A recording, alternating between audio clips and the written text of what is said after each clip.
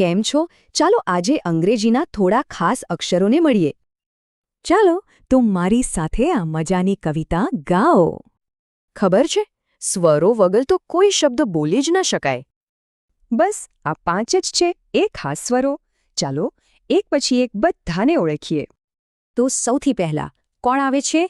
સ્વર એ. એનો અવાજ થાય એ. મોં એકદમ મોટું ખોલીને બોલો એ. ચાલો મારી સાથે બોલો, એ ફોર એપલ અને એ ફોર કેટ. સરસ. ચાલો બીજા શબ્દો જોઈએ. કેપ અને એન્ટ. વાહ, શું વાત છે! ખૂબ સરસ. હવે વારો છે સ્વર ઈનો. તૈયાર? ઈનો અવાજ છે ઈ. એક મોટી સ્માઇલ સાથે બોલવાનો છે ઈ. મારી પાછળ બોલો. Egg, pen, bed. એકદમ બરાબર.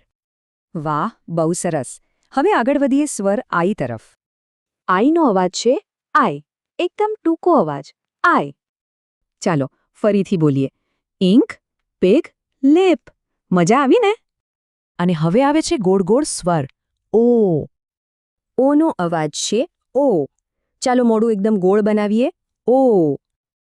ચાલો ઓ વાળા શબ્દો બોલીએ. Orange, fox, pot. સરસ. ચાલો હવે મળીએ આપણા છેલ્લા સ્વર યુને. યુનો અવાજ છે યુ, જાણે સીટી વગાડતા હોઈએ એમ. યુ. આ રહ્યા છેલ્લા શબ્દો. અમ્બ્રેલા, સન, કપ. વાહ, શું વાત છે! ચાલો હવે બધા અવાજોની ફટાફટ પ્રેક્ટિસ કરીએ. ચાલો મારી સાથે એક્શન કરીએ. એ માટે હો, ઈ માટે હે, આઈ માટે વન, ઓ માટે ઓહોહો અને યુ માટે મિલ્ક. ચાલો ફરી ગાઈએ. સ્વરો વાંચવામાં મદદ કરે, સ્વરો બોલવામાં મદદ કરે. અંગ્રેજી તો મજાની છે. તો વિચારો જોઈએ, આજે આસપાસ કયા નવા સ્વરવાળા શબ્દો શોધી શકાય?